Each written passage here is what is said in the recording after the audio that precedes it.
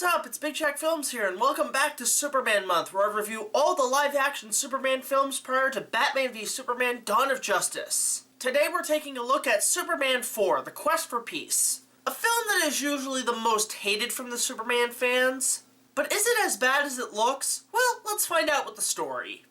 So the plot of Superman 4 takes place during the Cold War. Don't most 80s films do? And it turns out the nuclear arms race is in heavy gear. In doing so, Superman decides to rid the world of nuclear weapons by throwing them into the sun. But once again, Lex Luthor, played by Gene Hackman, is back to get revenge on Superman.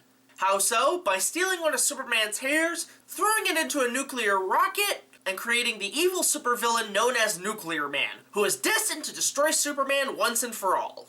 And of course, it's up to Superman to stop Nuclear Man and save the day from total destruction. So what are my thoughts on the film?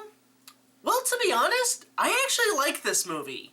I mean, don't get me wrong, it's a bad movie, of course. Is it bad for its cheap budget? Yes. Is it bad for its crappy effects? Yes. But honestly, I prefer this film far better than Superman 3. Why is that? Because it feels like a Superman movie. There's shit happening in this film. And on top of that, it's action-packed, it's entertaining, it is comedic at times, but done properly. And it overall is a Superman film, unlike the third film where it had Richard Pryor steal the whole show.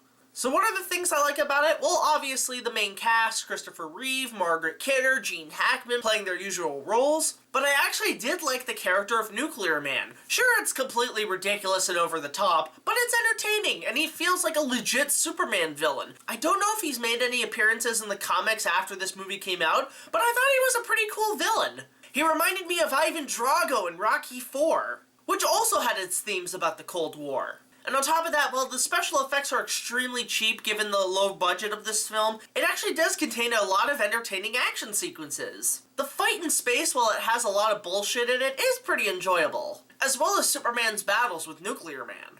So that's my pros on the film. Now what are the cons?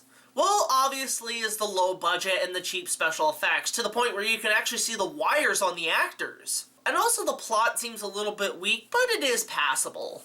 I feel bad for most of the cast and crew who wanted to really get involved in this project, but were turned down a lot of things given the low budget, and the fact that this film was panned to shit and bombed at the box office. But as a final send-off to the Christopher Reeve Superman films, I think it did its job properly. I'd say overall Superman 4 is an entertaining popcorn flick. You can laugh at it for its flaws and cheap special effects, but it is still entertaining.